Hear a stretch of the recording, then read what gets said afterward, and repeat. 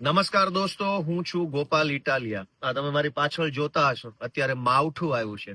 કમોસમી વરસાદ ચાલુ છે. આ વિડીયો ચાલુ વરસાદે રેકોર્ડ થઈ રહ્યો છે. ખેડૂતોને મગફળીમાં, સોયાબીનમાં, કપાસમાં, લગભગ તમામ પ્રકારના વાવેતરમાં ખૂબ મોટા પાયે નુકસાન થયું છે આ વરસાદના કારણે. ગઈકાલ રાતથી જ વરસાદ આવે છે. એક તો ખેતીનો ધંધો વર્ષોથી નુકસાનીનો ધંધો થઈ ગયો છે, છતાં પણ ખેડૂતો ખેતી કરે છે.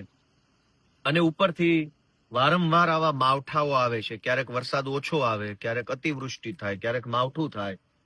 ખેડૂતોએ દવા, ખાતર, બિયારણ, પાણી, મજૂરી પાછળ જે ખર્ચો કર્યો હોય એ ખર્ચો વળતરના સ્વરૂપે જો સરકાર પાસેથી મળી જાય તો ખેડૂતને નહીં નફો નહીં નુકસાનના ધોરણે આખું વર્ષ નીકળી જાય.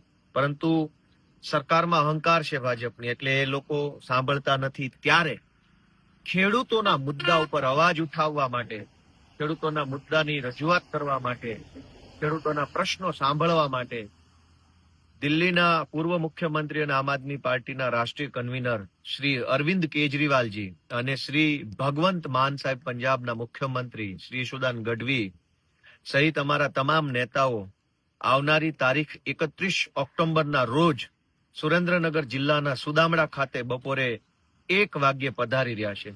હું આખા સૌરાષ્ટ્રના તમામ ખેડૂતોને વિનંતી કરું છું કે આ ભાજપની સરકાર તો આપણી વાત સાંભળવા તૈયાર નથી, પરંતુ આ વખતે એવડી મોટી સંખ્યામાં આપણે આપણું શક્તિ પ્રદર્શન કરીએ, ખેડૂતોની શક્તિ બતાવી દઈએ.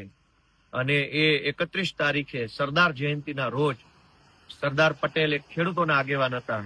એમની જન્મ જયંતિ નિમિત્તે આખા ગુજરાત ભરમાંથી, આખા સૌરાષ્ટ્રથી એટલી વિશાળ સંખ્યામાં ખેડૂતો ઉપસ્થિત રહે કે ભાજપની સરકારના આંખ કાન ખુલી જવા જોઈએ.